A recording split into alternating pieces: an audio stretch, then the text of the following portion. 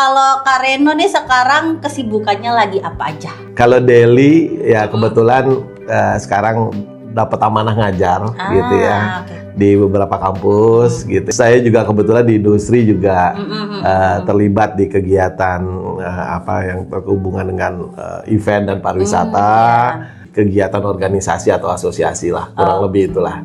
Di sektor pariwisata, aku juga tergabung di GIPI ya, Asperapi, terus asosiasi event tergabung juga di Forum Backstager Indonesia. Ada beberapa mata kuliah, kebetulan memang program studi atau majornya di event dan MICE, jadi beberapa mata kuliah di jurusan MICE dan event, terus juga di mata kuliah di jurusan bisnis dan branding kebetulan. MICE dan event lah ya, dari event. Mulai yang terkait strategiknya, manajemennya gitu, misalnya MICE management, sampai yang prakteknya nih.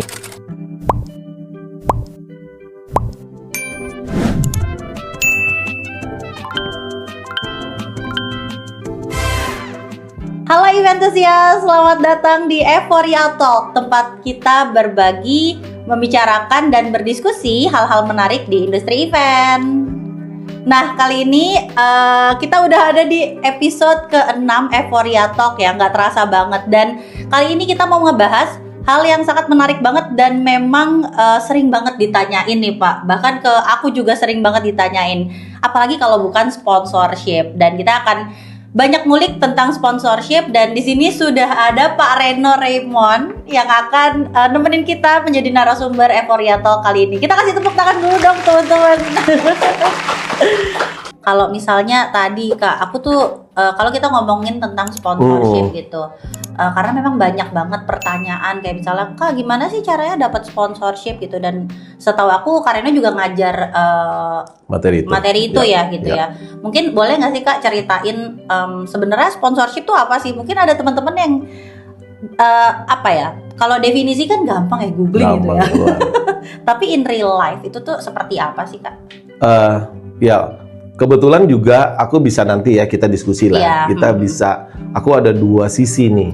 Sisi part kita sebagai boleh dibilang organizer yang mencari sponsor, penyelenggara juga, event, penyelenggaranya, atau aku juga pernah punya pengalaman dari sisi mungkin yang memberikan sponsor, brandnya, pengalaman brandnya. Aku kebetulan pernah di corporate juga, dan kebetulan bagiannya markom, dan itu yang menyeleksi proposal-proposal yang masuk. Jadi tahu banget deh si X-nya dan si Y-nya, maksudnya dari sumbu X-nya sumbu Y kita tahu nih gitu ya. Nah, kalau dibilang sponsorship ya teman-teman mungkin gampang lah ya googling, tapi harfiahnya adalah bagaimana sih proses kemitraan ini atau partnership ini dijalin dengan win-win ya, gitu ya. Nah, kalau aku banyak ngeliat teman-teman nih gitu ya, khususnya yang baru gitu ya, ataupun teman-teman yang masih sekolah gitu ya, bikin proposal sekedar untuk kita meminta dari mereka. Tapi gift yang kita berikan ataupun aspek yang kita berikan ini kadang-kadang tidak dimaksimalkan. Kalau saya bilang gitu ya. Jadi nggak sepadan apa yang kita minta dan apa yang kita berikan. Nah, tadi makanya saya bilang bagaimana kemitraan ini dijalankan secara profesional dan win-win gitu ya. Jangan habis terima duit atau habis terima sesuatu udah habis itu yuk dadah bye-bye gitu ya, nggak di-manage gitu ya. So berarti apa? So berarti kita harus memberikan sesuatu yang bahkan kalau menurut aku lebih atau maksimal dari apa yang kita dapat. Gitu ya. Contoh gini. Misalnya aku minjem duit Sibo nih, aku minjem dong 100.000. Pinjam dulu 100 gitu. ya? Pinjam 100 gitu ya. Nah, ada satu orang pinjam 100, balikin 100. Ada satu orang pinjam 100, balikin 120. Kira-kira orang mau ngasih kamu yang mana? 120 tentu. Apalagi kalau dikembaliin jadi 200. Betul. Nah, itu analoginya kayak gitu. Jadi ketika kita mau minta sesuatu dari pihak lain gitu ya, dengan misalnya kita bilang angkanya nominalnya tadi bagi dulu 100, berarti kita harus pun bisa memberikan lebih dari itu. Which is mungkin memberikannya kalau kita sebagai penyelenggara kan value ya, nggak mungkin kita terima duit bagi ngasih duit lagi juga kan. betul, Jadi value-nya itu diusahakan, kalau aku sih kalau punya prinsip minimum 1,5 kalinya lah. Syukur-syukur bisa 2 kalinya kita berikan ke mereka. Di situ baru terlihat oleh calon lah ya, kita bilang calon mitra kita. Oke. Jadi kurang 2 arah ya Pak? Iya dong, harus 2 arah gitu. Jadi nggak hanya, jadi jangan terkesan kalau kita kalau kita mau ngajukan sponsor itu kayak kita nodong. Itu tadi. Kebanyakan itu yang terjadi, todong. Ya orang kan ditodong malas. Pertama takut, ngapain? Ngindar, ya kan kebanyakan di telepon ngilang, nggak pernah ketemu lah di telepon, mau diajakin meeting nggak pernah ketemu. Karena apa? Konsepnya kita nodong. Jadi jangan kita punya konsep nodong. Ayo kita ngobrol. Tailor-made, maksudnya ayo dia butuh apa, yuk kita jahit bareng deh gitu ya kira-kira. Karena memang sponsor itu nggak melulu nyarinya dana fresh money aja. Kita pun gini kita balik lagi nih. Sebenarnya apa sih esensi dari sponsorship? Iya kan? Nah, sebenarnya kita butuh nggak sih sponsorship? Nah, ini juga perlu disikapi dari awal nih. Iya, kalau acara nggak perlu sponsorship, ngapain capek-capek? Betul. Iya kan? Misalnya semuanya sudah all set, sudah tercover, kan nggak perlu lagi nyari sponsor. Iya kan? Berarti ketika kita perlu sponsor, berarti ada sesuatu yang kita cari atau kurang. Nah, kurangnya ini bentuknya apa? Misalnya kurangnya bentuknya cash money, atau mungkin ada in-kind, ataupun exposure dan lain sebagainya yang bisa diambil dari calon mitra kita itu. Pas banget tadi ngomongin beberapa jenis ya, Kak. Jadi memang ternyata sponsor itu nggak cuman permintaan secara fresh money aja gitu ya, tapi ada beberapa mungkin bisa dikasih tahu kali ya ke Eventusiast gitu, ada apa aja sih Kak? Kalau yang biasanya kan memang paket sponsor itu kita minta cash gitu ya. Itu yang sering kita mendapatkan berupa uang atau dana ya. Yang kedua berupa in-kind. In-kind itu produk gitu ya. Produk misalnya perusahaannya misalnya perusahaannya misalnya fashion gitu ya. Nah, kita butuh baju buat panitia misalnya, itu kan salah satu. Akhirnya kita nggak ngeluarin cost buat produksi seragam gitu, udah di cover oleh mereka gitu ya. Ataupun yang memang mereka memberikan produk dari produknya mereka yang bisa kita maksimalkan di kegiatan gitu ya, bisa menjadi giveaway, ataupun bisa mungkin beberapa sponsor juga kadang-kadang produknya bisa kita jual. Bisa dijual lagi ya, dijual di kegiatan kita ataupun di kegiatan yang lain gitu. Ataupun bentuknya adalah tadi publikasi. Ya kan, kita nyari mitranya itu memang misalnya perusahaan publikasi atau media ya kan, untuk membantu exposure kegiatan kita. Ya kurang lebih itu ya yang besar ya, kurang lebih ya. Yang common ada di industri event kita lah gitu ya. Tadi kan Kak Reno sempat bilang ya kalau misalnya pernah ada di posisi keduanya ya sebagai brand dan sebagai penyelenggara acara gitu. Ada nggak sih Kak pengalaman yang unik gitu ketika menjadi salah satunya gitu? Menghadapi penyelenggara event atau menghadapi brand gitu? Jadi pengalaman dulu ya, setelah sekolah gitu saya sempat kerja gitu ya, kerja di corporate multinasional dan juga megangnya Markom. Itu tiap hari ada kali 5-10 proposal masuk ke saya. Gitu ya. Nah, ini mungkin bisa sama-sama kita kita pelajari nih gitu ya. Proposal masuk ke meja saya, gimana supaya proposal itu bisa saya lihat atau saya baca. Ke-notice ya? Nah, itu dulu tuh. Dan kadang-kadang saya langsung buang ke tong sampah. Itu saya sering banget. Mungkin kalau di era 2000-an sampai 2000-an 5-6 ya, itu kerjaan saya seperti itu. Kerjaan saya seperti itu. Jadi apa? Berarti dari mulai ya, kalau kita bilang proposal gitu ya, dari mulai kita ngedevelop konten proposalnya sampai kita bilang packagingnya, itu juga harus menarik. Gitu ya. Jadi jangan hanya konten itu kan kalau udah dibuka. Iya, betul. Iya kan, kalau belum dibuka kan berarti harus ada packaging yang menarik, ya kan? Jangan misalnya mungkin dari amplopnya juga amplop yang biasa, ataupun dicetaknya juga mungkin nggak menarik, biasa aja, ya kan, biasa aja. Jadi pertama kali kan orang first impression kan ngeliat dari, betul. bagus nih, mulai deh Baca. Yang jelek-jelek itu pasti dibuang tuh. Iya. Gitu. Itu kalau kita bilang pencarian sponsornya dengan apa ya, dengan yang normal gitu ya. Dengan kita masukin by email, by post gitu ya. Kan banyak strategi lain untuk kita mendapatkan kontak ke calon sponsor gitu. Betul. Berarti ternyata bener ya. Dulu soalnya pas aku SMA, Kak, itu sering banget dibilang kayak kalian kalau bikin proposal ke sponsor tuh yang unik, yang menarik. Aku pikir itu hanya ya udah ngada-ngada aja. Ternyata benar, sudah dibuktikan langsung ya. Benar banget. Oh gitu ya. Sesimpel mungkin dicetak di art paper, ya, bagus terus lah, pasti. Lebih berwarna gitu kali ya kayak. Itu dari itu kalau kita mau misalnya yang hard copy gitu ya. Ya kan salah satunya itulah. Kan namanya program kita siapin persenjataannya, pelurunya. Salah satunya mungkin soft file, hard file gitu ya. Nah, pada saat pelurunya berbentuk hard copy ya kita bikin yang menarik tentunya. Iya sih, betul sih. Kalau nggak menarik ya nggak menarik perhatian gitu. Betul banget. Dan dari tim Markom nggak akan ngebaca gitu ya. Oke, kan kalau tadi tuh dari sisi Karino sebagai Markomnya gitu ya. Dari sisi brandnya, client side. Kalau misalnya dari sisi penyelenggara event ada nggak Kak cerita menarik gitu ya yang mungkin bisa dibagiin ke Eventusiast? Oke. Kalau kita jadi penyelenggara event memang perlu kita mapping dan klasifikasiin nih. Gitu ya. Pertama gini deh.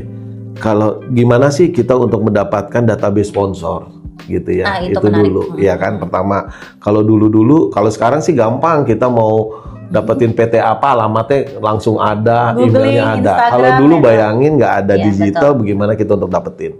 Nah, pertama tentu sponsor adalah mitra yang akan ngedukung kita. Ya, kita berkaca dulu nih dari lingkaran dekat kita dulu. Oke. Ya, karena orang-orang yang mau sponsor tentunya orang-orang yang kenal sama kita.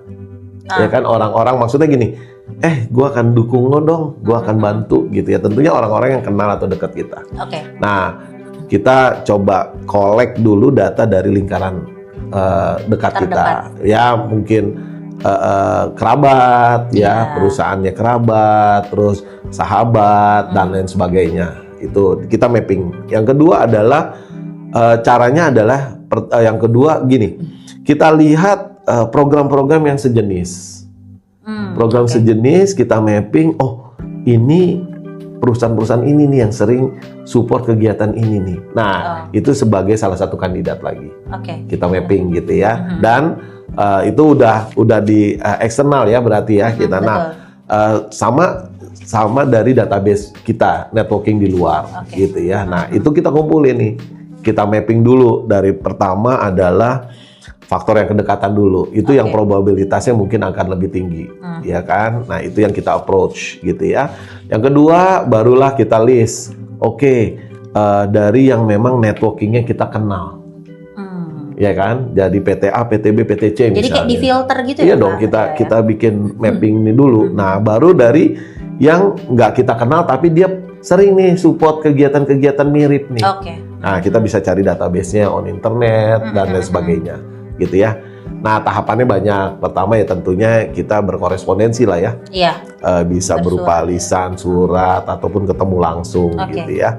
Nah, sebisa mungkin, kalau saya bilang sih sebisa mungkin memang bagaimana kita bisa ketemu atau tatap muka langsung. Karena di situ kesempatannya akan lebih tinggi. Kita meyakinkan jadi lebih enak gitu lebih enak dibanding hanya kirim email atau kirim by WA ataupun kirim proposal, belum tentu juga sampai ke orangnya atau belum tentu juga orangnya baca atau lihat gitu ya. Nah, tadi dari lingkaran terdekat otomatis kan yaudah mampir deh ke kantor, kan lebih karena kekerabatan gitu ya. Nah, kedekatan jadi lebih mudah lah untuk kita meminta waktu mereka. Yang kedua dari networking kita. Kita pernah berkenalan, ya kita pernah menjalin hubungan, relationship dan lain sebagainya, itu pun akan lebih yaudah kita set waktu ya. Nah, gitu ya. Kita temuin. Baru yang ketiga yang mungkin jaraknya akan lebih jauh, which is yang kita nggak punya koneksi sama sekali. Gitu ya. Nah, di situ kita mapping. Nah, itu kalau kita mapping dari aspek faktor kedekatan. Yang lainnya adalah tadi program. Kita juga harus lihat nih program kita ini cocoknya dengan brand apa. Apakah itu value-nya juga sama? Maksudnya value? Jadi kayak value yang kita sebagai penyelenggara, misalnya fokusnya adalah charity gitu. Terus kita harus mencari brand yang memang fokus juga ke value-value. Oh iya dong, kan programnya. Kan maksudnya gini, program kita ini cocok nggak dengan si calon mitra kita, which is cocok dengan tadi rencana kegiatan atau rencana kerjanya mereka, atau cocok nggak dengan produknya mereka, gitu ya. Nah itu yang harus kita lihat. Jangan misalnya jauh banget ya, tentu buat mereka saya nggak butuh acara kayak gini, kan percuma gitu ya. Kita udah ada effort di situ. Nah, pada saat awal kita approach ya kita pun harus maintain nih dalam komunikasinya. Jadi untuk ngegarap sponsor itu nggak hanya satu kali habis itu selesai. Ya kan, ada kalanya kita ya memang gini, kita sering kali bikin di struktur kepanitiaan, oh iya panitia sponsorship gitu ya. Betul itu sering terjadi. Ya kan, tapi kerjanya apa? Nah itu kita harus bikinin tuh SOP-nya.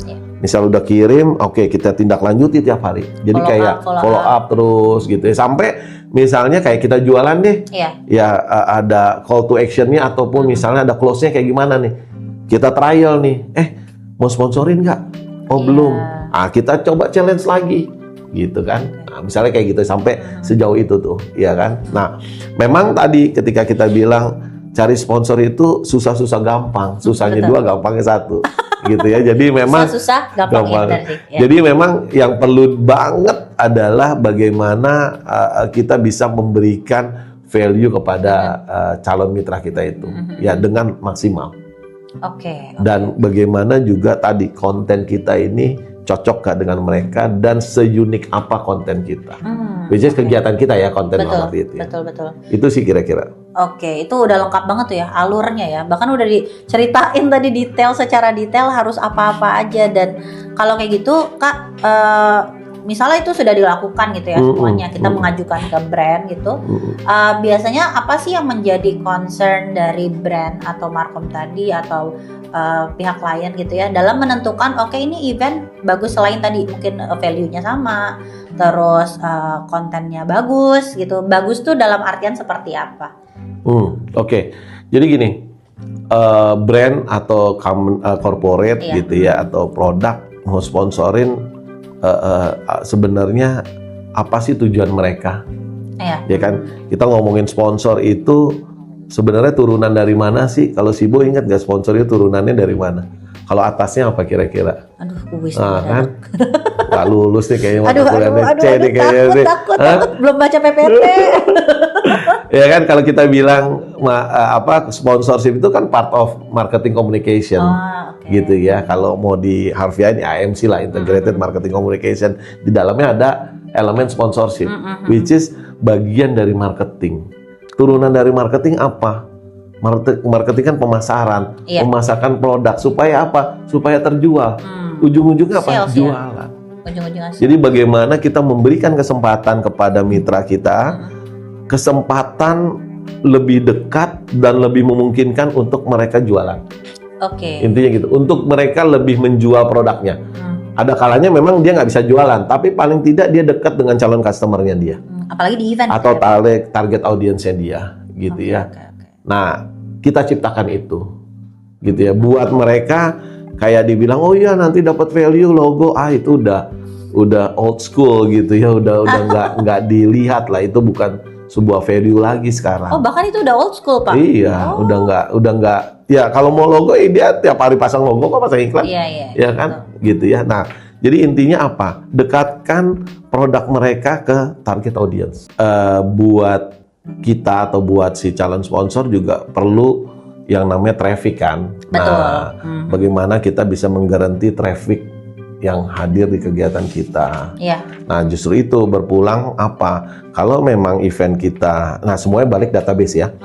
Kalau emang event kita udah event berkala, regular events, yang dijual adalah data-data event sebelumnya. Gitu ya. Kalau eventnya pertama kali? Nah, pertama kali berarti ya berapa calon target audience yang memang kita estimasi akan bisa hadir. Ya itu kan akan terlihat dengan effort kita. Oke, kita akan ngundang ini dari sekolah lah, dari komunitas, ya kan. Komunitas ini sekian ribu orang, sekolah ini sekian ribu orang. Nah, otomatis ini kan probabilitas, ya kan? Iya. Oke, kita ambil deh misalnya sekian persen dari ini pasti akan hadir. Oke. Ya kan? Jadi data yang bisa kita jual data sebenarnya. Oke. Kalau misalnya eventnya baru sekali, Kak. Ya. Terus mereka nge-share engagement sosial media yang mereka punya, karena sekarang banyak banget event-event baru yang sosial medianya tuh menarik banget, Kak. Kayak misalnya di Instagram gitu ya, ada acara konser baru dan mereka aktif banget di Instagram, bagus kontennya. Nah, itu dijual ke sponsor juga bisa ya? Boleh dong, bisa dong. Iya kan? Jadi engagementnya udah berapa? Iya, tapi kan ngomongin engagement berarti pra eventnya dong. Betul. Ya kan? Betul, nah, betul. proposal kadang-kadang kita bikin kan sebelum pra event. Ya maksudnya kita bikin proposal, abis itu kita jalanin pra event kan, publikasi lah atau ya kan kita sosialisasi. Iya. Nah, bagaimana kita mau ngejualnya? Kan proposal udah jadi, sementara engagement baru akan jalan. Ya paling enggak perlu ada update proposal. Betul, paling ya update kan. proposal. Nanti kalau emang ada kebetulan sponsor yang akan kita approach-nya di pertengahan, kita bilang, nah kita perlu update nih di proposal kita. Oke, kita udah main di sini, engagementnya kayak gini nih, ya kan, viewernya kayak gini sekian gitu kan. Betul. Ya hopefully itu mereka akan hadir di kegiatan kita kan, misalnya kita bilang gitu. Iya, karena ada beberapa event yang memang sebelum pra-event tadi, dia tuh nge-share kayak misalnya meme atau postingan-postingan yang lucu-lucu aja sih, tapi ternyata engagementnya bagus gitu, Kak, dan itu bisa kita apa namanya, gitu ya? iya betul, data itu bisa kita masukkan ke proposal kita, ataupun memang kita bikin kegiatan road to. Itu juga ya tadi kan bermain di sosial media. Betul. Nah, bermain di offline juga bisa kita bikin road to-nya. Ya kan di situ kan ada engagement-nya juga, ada ketertarikan orang. Oh, misalnya kita mau bikin acara musik yang agak lebih besar, kita bikin dulu road to-nya yang small. Di situ kan kelihatan. Oh, kita bikin road to pertama di sini, yang hadir di kafe ini sekian. Nah, itu kan bisa jadi nilai jual ataupun data yang bisa kita expose di proposal kita ya. Betul. Gitu ya. Karena bisa jadi brand itu berpikirnya ini pra event aja udah banyak nih gitu. Acara di kafe aja yang datang 2.000 orang. Wow. Kafe mana tuh kira-kira? Oke, Kak. Tadi udah banyak nih ya cerita tentang alur, terus juga dari sisi penyelenggara event. Sebenarnya kalau yang tadi Kak Reno bilang, salah satunya tuh networking tuh berarti jadi peran penting gitu ya. Jadi satu hal penting untuk kalian tuh cari sponsor sebenarnya, karena penting ya banget.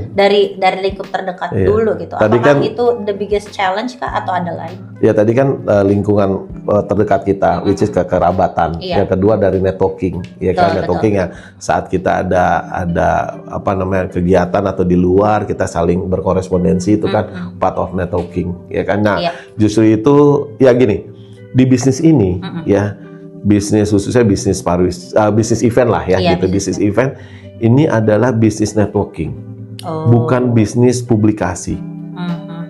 Jadi gini, ada sebuah, misalnya kita bilang sebuah IO, hard banget di markom publikasi, ya kan. Satu lagi yang kuat banget di networking. Saya sangat yakin yang mungkin traffic kegiatannya akan banyak yang di networking. Ya, bisnis ini adalah bisnis bisnis kepercayaan. Ya, bisnis ini adalah bisnis kepercayaan. Jadi dukungan publikasi, kita ini boleh, tapi bisnis ini dari kepercayaan. Makanya orang deket dulu, ya kan, akhirnya orang percaya gitu ya. Atau by referensi. Nah, itu dia. Jadi sama relevansinya ke kegiatan, ya kan. Tadi ke IO-nya juga, gue pakai IO lo deh karena gue percaya nih sama mereka, gitu ya. Nah, disitulah dimulai networking. Makanya memang harus sering-sering berkorespondensi atau sering meet up lah ya dengan beberapa pihak, terus sering bantu lah, paling tidak, baik itu secara personal ataupun secara kelembagaan. Misalnya, gue bantu, bagus nih, ya kan. Ada IO, ya udah besok dong tolong, gitu. Mulai dari situ, gitu ya. Karena berdasarkan kedekatan tadi juga, jadi orang percaya. Betul, kepercayaan ini bisnis kepercayaan. Oke. Kalau kayak gitu, mungkin buat teman-teman yang memang baru gitu Kak di bidang sponsor gitu, apalagi tadi ada kepanitiaan sponsorship gitu, yang mungkin dari awal mereka nggak punya tuh kedekatan itu. Nah itu ada tips nggak sih dari Kak Reno gitu, atau masukan, atau karena pernah berpengalaman di sana gitu, ada saran dan lain sebagainya untuk gimana sih caranya tuh menjaga hubungan baik gitu dengan sponsor? Oke. Menjaga hubungan baik dengan sponsor atau mencari link ke sponsor nih. Ini agak itu ada 2 pertanyaan ada 2, ya kan? Berarti gitu yang pertama, yang kedua dulu. Oke. Menjaga hubungan baik ke sponsor. Oke. Gini, berarti kan dia sudah jadi sponsor kita. Betul. Ya kan, kita udah jadi sponsor betul. kita. Gini, dari mulai ini yang selalu saya juga sering sharing ke beberapa teman-teman di kelas. Saya bilang kalau kegiatan itu selalu keep in touch dengan mitra kita. Jangan dia ditinggal. Tadi saya bilang konsepnya jangan nodong. Kalau nodong kan habis dapat duit kabur. Iya, ya kan? Baik. Nah, jadi ini partnership ya. Bahkan dari mulai kita presentasi, akhirnya deal. Di situ kita garap semuanya. Kita manage deh. Perlunya apa, ya kan? Kita masih ada alokasi ini, kita sharing ke dia, ada data kita sharing gitu ya. Itu dalam sebelum event ya. Di eventnya juga kita akomodir apa kebutuhan-kebutuhannya mereka, jangan mereka kita tinggal. Gitu ya. Kebanyakan kan gitu. Udah dapat oh ini lapaknya di sini ya, udah ya gitu. Habis mandi sempat dibuang. Kita manage dia. Terus kalau perlu misalnya ada fasilitas apa yang bisa kita akomodir buat mereka, kita kasih ke mereka. Nah, setelah itu selesai ya kan biasanya reporting ya kan. Kita kasih report ke mereka, untuk mereka biasanya selesaikan proses administrasi dan keuangannya. Nah, di report itu pun selayaknya kita datang, kita pisah pun dengan baik. Ya kan, kita datang peres-peres nih. Ya kan, pulangnya jangan ditinggal. Saya kebiasaan teman-teman atau kebiasaan kita semua. Habis event apa? Bubar nggak? Bubar. Ada project yang lain. Bener itu semua tuh. Habis kegiatan mau itu di bisnis, maksudnya di IO ataupun di kepanitiaan, habis event bubar udah. Yang bikin report udah, habis itu udah kirim udah. Padahal jangan. Kita datang dengan baik, pulangnya juga kita presentasiin, Pak. Nih kemarin hasilnya kayak gini, mungkin bentuknya bisa PPT video, ya kan? Nih reportnya kita kayak gini-gini. Hopefully mudah-mudahan tahun depan Bapak bisa support kita lagi. Nah itu menjaga. Ya itu baru belum kesananya nih, ya. Di situ pun kalau bisa kita kasih treatment. Kalau saya bilang kasih treatment, entah itu bentuknya apresiasi berupa sertifikat, penghargaan, plakat, dan atas partisipasinya mereka. Ya kan? Nah, habis itu baru kita jalin hubungan. Walaupun kita lagi nggak ada event kita tahun depan nih, bisa yearly, kita keep contact. Pak gimana? Ya mungkin sebulan sekali, ya bisa by email, ataupun kita posting kegiatan kita atau apa. Jadi kita tetap manage gitu ya. Oh dia selalu, oh iya nih IO ini ya dia selalu ada, baik itu di digital ya kan, ataupun ketemu langsung gitu ya. Iya, betul. Kita manage, itu penting banget. Betul.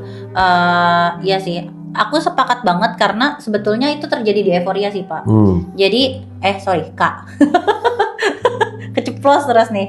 Jadi itu terjadi di Euphoria Kak. Jadi kalau kami tuh memang membiasakan di akhir tuh ada report memang.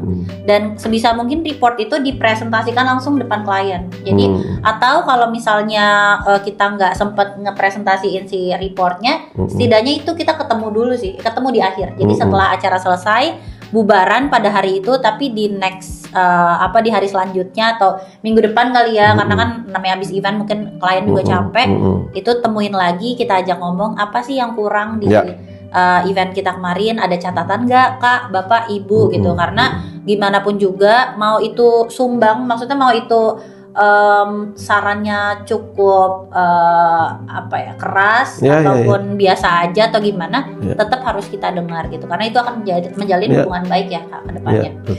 Menarik banget ya, banyak banget insight yang kita dapat nih tentang sponsorship sesuai dengan pertanyaan teman-teman. Karena banyak banget Kak yang nanyain di Instagramnya Euphoria, di TikToknya Euphoria juga nanyain kayak, Kak boleh dong share ke kita cara dapetin sponsor tuh kayak gimana gitu. Dan buat teman-teman kalau misalnya kalian ada cerita menarik ataupun kalian ada tambahan dari statementnya Kak Reno tadi banyak gitu ya, ada tambahan boleh share di kolom komen ya Kak. Siap. Jadi kali aja itu kita jadi sharing bareng gitu di kolom komentar. Jadi itu nggak apa-apa banget.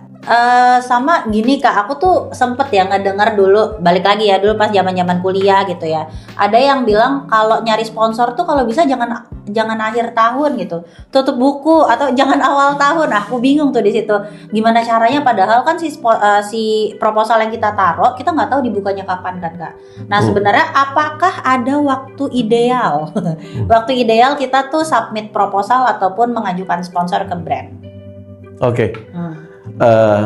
Nah kalau udah ngomongin waktu ideal, pertama sih kita harus ngelihat dari timeline kita dulu sih sebenarnya. Oh iya betul ya betul. Kan betul, dari betul. timeline kita, pertama mungkin kan kita ada timeline publikasi, komunikasi, ya kan itu kan pasti pra eventnya kan. Nah itu kita harus lihat di situ. Okay. Berarti apa? Kita harus sudah masukin ini ya sebelum publikasi kita berjalan kan. Iya. Idealnya. Ya kan idealnya kan gitu ya. Jadi biar pada saat publikasi tayang ya mitra-mitra kita sudah terekspos kan gitu ya.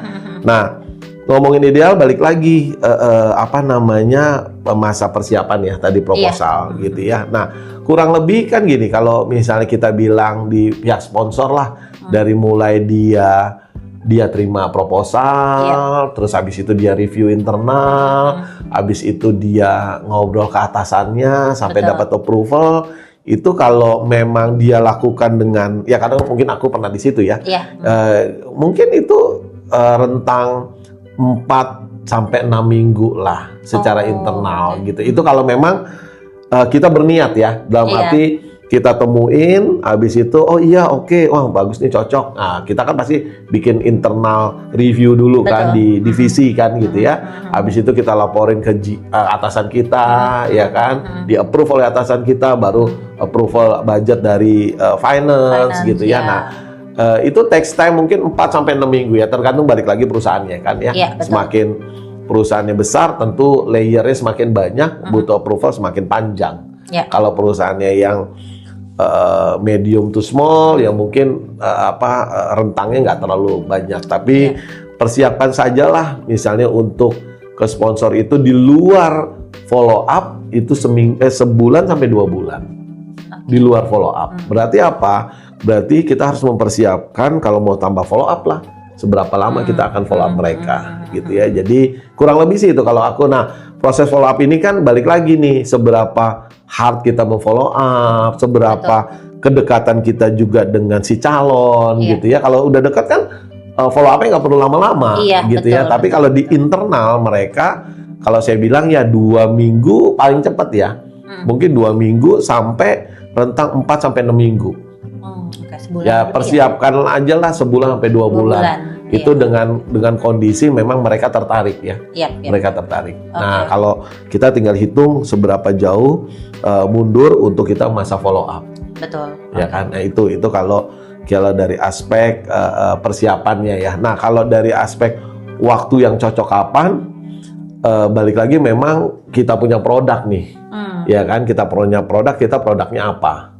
Ya kan? Kalau misalnya kita produknya kita mau rilis memang cocoknya di akhir tahun ya mau nggak mau kan ya harus akhir tahun. Tapi memang kebanyakan corporate buku tahunannya itu dari awal tahun sampai akhir tahun.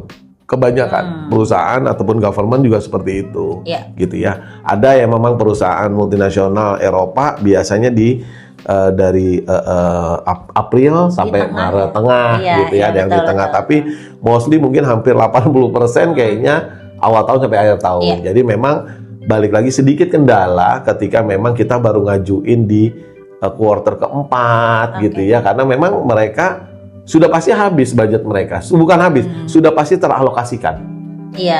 Baik untuk kegiatan internal Ya, ataupun kegiatan eksternal pembiayaan support di kegiatan yang lain gitu ya. Betul. Jadi memang sisa. Nah, kalau mau apa? Kalau mau kita tarik ke depan, bukan tarik ke depan event kita, tapi proposal udah kita dorong di Q3. Oh, oke. Gitu, kita udah bikin pra proposal lah atau apa di Q3. Final proposalnya mungkin sebulan setelah itu kita rapiin gitu. Nah, otomatis kan dia udah masuk internal. Mau deh gue ini ikutan gitu. Iya. Gitu, jadi jangan mepet ke sampai Q keempat lah, gitu kita bilang ya. Kalau kegiatan di Q keempat kalau emang produk kita harus kita jalani di Q keempat kan nggak mungkin kita bisa geser, betul, gitu betul, kan. Betul. Karena mereka juga harus ada alokasi pendanaan gitu ya Kak, dari brand. Jadi di awal tuh memang mereka tuh harus ada pengalokasian kayak pemerintah nggak sih Kak? Kalau di corporate biasanya gini, memang mereka sudah di tiap tahun kan mereka ada istilahnya ada rakornya mereka lah gitu ya, atau meeting koordinasi. Nah di situ sudah di plotting biasanya. Kalau kami biasanya udah di plotting nih. Oke, misalnya di budget marketing. Oke, buat ATL sekian, buat BTL sekian. Nah buat CSR sekian, buat yang lainnya sekian. Jadi udah di mapping. Nah tinggal kalau ATL, BTL kegiatan sendiri ya, dia udah bisa mapping nih. Oke, gue akan ada internal launching produk di bulan ini. Berarti kan marketingnya sudah ke situ, ya kan? Nah, anggaran buat support kan, nah ini yang terbuka nih, ya kan? Yang reguler tahun lalu gue pernah support acara di pertengahan tahun. Nah, dia taruh di pertengahan tahun. Yang udah reguler ya, yang emang tahun lalu dia udah support. Oh, kegiatan ini, kegiatan ada ini. lagi nih, gitu. Jadi memang kalau dari corporate mereka sudah alokasiin. Jadi nggak mungkin ujuk-ujuk ada tambahan dana kayaknya, kecuali memang ada injection lain gitu ya. Tapi mostly 1 tahun udah ada penganggarannya. Oh, gitu. Oke, anggaran buat markom atau buat kegiatan 1 tahun sekian miliar misalnya, itu udah ada alokasinya. Oke. Kalau kayak gitu Kak, tadi kan berarti untuk kalender kita mencari sponsor berarti kan tergantung dari si perusahaan atau brandnya itu ya.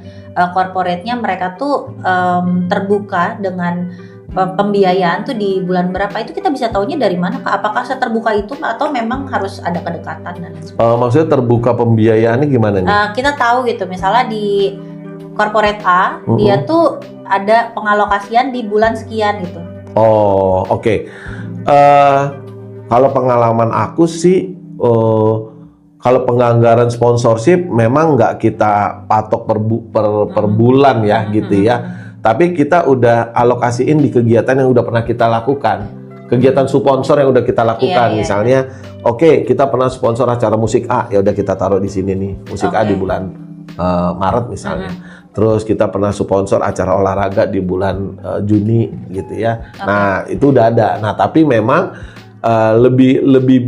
lebih awamnya kadang-kadang budget sponsor itu kita bikin per quarter. Oh iya. Ya, 1 quarter kita alokasikan sekian X ya. Quarter kedua sekian, quarter sekian gitu.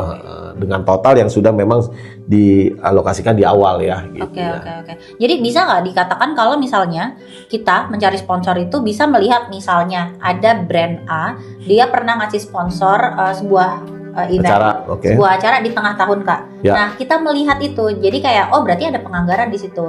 Terus kita mengajukan sponsor di anggaplah kita tarik 3 bulan sebelumnya. Itu apakah memperkuat peluang kita mendapatkan sponsor dari brand tersebut atau gimana? Contoh ya tadi benar juga, kita perlu refleksi misalnya gini. Oh, si brand A tiap Maret dia sponsorin acara gede nih. Ya kan? Nah, berarti apa? Kalau Maret itu berarti di Q1 dia sudah alokasikan buat di ini. Berarti apa? Kalau kita mau masuk di Q1 juga, pasti anggarannya ada pun sedikit. Iya. Berarti apa? Kita harus cari aja celah geser yang di Q2 atau Q3 atau Q4. Oke. Kan ada tuh berkala kita lihat nih, brand X gitu ya. Iya. Sponsornya acara musik A gitu kan, kita udah Dan tahu itu nih. Terus gitu, itu terus kan. Nah, itu berarti itu udah anggarin tuh. Bahkan buat tahunan dia alokasikan sekian buat di bulan ini. Iya. Ya kan, sementara kalau kita ngomongin publikasi atau markom kan kita pengennya dalam 1 tahun terlihat terus kan. Ya berarti kita cari aja celah-celah di periode-periode lain yang memang kegiatan besar yang dia sponsorin nggak ada gitu kira-kira kan. Oke. Jadi memang cari sponsor tuh nggak segampang itu ya. Tadi kan Harus gampang-gampang susah gitu gampang ya. Susah-susah gampang. Makanya ternyata harus ada mapping ini gitu loh. Dan memang nggak ya udah kita apply, kita submit ke brand A, kita tungguin, nggak kayak gitu ya kan. Tapi memang harus di mapping, kita lihat peluangnya, karena ya itulah mungkin tugas dari teman-teman yang memang akan fokus di bagian sponsorship gitu ya. Itu tugasnya teman-teman. Kalau misalnya bingung apa ya SOW-nya, nah itu. Terakhir mungkin Kak Reno, ada nggak pesan gitu buat eventhusiast gitu ya, yang tadi sebenarnya udah banyak ya diceritain yang memang baru di industri event, apalagi fokus di sponsorship gitu. Gimana mereka bisa survive dan berhasil mensukseskan nih, bisa dapat sponsor happy, eventnya juga happy gitu. Oke. Ya pertama sebelum ke sisi sponsor, kita balik dulu ke sisi kitanya nih. Ya pertama seberapa kalau saya bilang produk kita. Ya, kita harus benar-benar persiapkan produk kita ini semaksimal mungkin dan semenarik mungkin. Ya produknya tadi bisa itu musik lah, pameran lah, conference lah, segala macam ya. Jadi benar-benar produk kita ini menarik dan unik lah. Ya syukur-syukur bisa berbeda dengan produk-produk yang ada yang lain. Ya, kalau kita udah pede produk kita, jualannya juga kan pede. Betul. Ya kan, gitu ya. Jadi produk dulu. Nah, bikin produk nih kan nggak gampang. Kadang-kadang kita semuanya pengen cepat instan. Nah, itu nggak mudah. Memang harus dengan riset ya segala macam sehingga kita punya dapat produk yang benar-benar maksimal lah gitu ya untuk kita jual. Nah, barulah kita coba menjual ke mitra. Tadi ke mitra dengan ya kita klasifikasiin dulu dari lingkaran terdekat, dari networking, baru dari mungkin pihak yang agak lebih jauh gitu ya. Dengan misalnya memang mereka sering support kegiatan-kegiatan sejenis gitu ya. Nah, dari situ baru kita approach mereka. Ya approach, saran saya lakukan dengan intens gitu ya. Nah, terus juga banyak juga pola buat kita sebagai host atau penyelenggara, teman-teman yang menawarkan paket sponsorship ini juga sebisa mungkin kita kasih treatment juga. Mungkin bentuknya insentif segala macam, karena untuk mereka juga semangat dalam menjual produk. Ini kan kita jualin produk nih, ya kan, jual produk gitu ya. Nah, kurang lebih itu. Nah, sampai pada saat kegiatan ya benar-benar kita manage banget, ya kita kawal banget ini si mitra kita ini tadi win-win. Ya kan, semaksimal mungkin, terus agar juga mereka objektif mereka juga tersampaikan gitu ya. Sama kita bikin value semaksimal mungkin yang bisa kita berikan gitu. Kebanyakan kita lihat nih, kalau kita mau bikin value berarti kita harus lihat aset-aset apa aja kita milikin. Bisa yang kita milikin atau yang memang ada di sekitar produk kita. Itu aset. Misalnya gini, kita mau bikin acara di gedung A. Nah, gedung ini kan udah jadi aset kita nih. Nah, apa yang kita bisa maksimalin di sini? Yang bisa kita bukan jual ya, kita tawarkan bagi calon mitra kita. Jadi nggak hanya kita punya sosmed, kita punya aset, kita website, kita punya kendaraan logistik kita branding, tapi aset yang lain yang bisa kita bisa kita bisa pakai, kita pakai. Ya entah itu di venue-nya, entah itu road to venue-nya, ya kan, ataupun segala sesuatu yang ada di kegiatan itu yang bisa kita maksimalin gitu ya, untuk tadi memberikan value lebih kepada calon sponsor. Nah, itu ya. Terus juga sekarang juga banyak kalau saya lihat kita bilang agent gitu ya. Agent yang membantu pencarian sponsor itu juga boleh, salah satu cara juga untuk ya namanya lebih banyak ya, lebih banyak tim kan lebih bagus lah menurut saya gitu ya. Jadi jangan terpaku untuk 1, 2 gitu. Jadi kalau emang kita masukin, kita mapping, kita sebarin semua aja gitu. Kurang lebih sih itu kira-kira sih Bu. Diskusinya seru banget ya sama Kak Reno hari ini. Kita jadi lebih paham nih tentang sponsorship. Bahkan aku juga belajar ada beberapa hal yang kayak jadi momen iyanya aku gitu loh Kak. Kayak iya ya itu bisa dilakukan ya gitu. Jadi happy banget, thank you Kak Reno udah main-main ke kantornya Euphoria. Dan buat teman-teman, kalau misalnya kalian mau tips-tips event lainnya, jangan lupa subscribe channel Euphoria Event. Dan follow juga Euphoria Event di Instagram @euphoriaevent. Di TikTok dan di LinkedIn juga sama, boleh di follow ya Euphoria Eventnya. Dan follow juga TikTok aku di @mama_event. Dan follow juga Instagramnya Kak Reno. Mungkin kalau mau kenal lebih jauh, silakan Kak namanya. @renogaya, Renogaya. Nah, jadi boleh ya di follow ya teman-teman. Jangan lupa like dan share video ini, dan jangan lupa juga untuk tonton episode Euphoria Talk lainnya. Komen juga di bawah buat teman-teman yang mau join di grup komunitas volunteer Euphoria Event. Jadi for your information Kak, kita punya grup volunteer Euphoria gitu, dan memang isinya teman-teman yang happy dan punya interest yang sama di industri event gitu. Jadi kalian boleh ya komen-komen di situ, karena nanti setelah komennya banyak kita akan share linknya ke kalian. Dan terakhir, sampai jumpa di episode Euphoria Talk selanjutnya. Bye! Bye!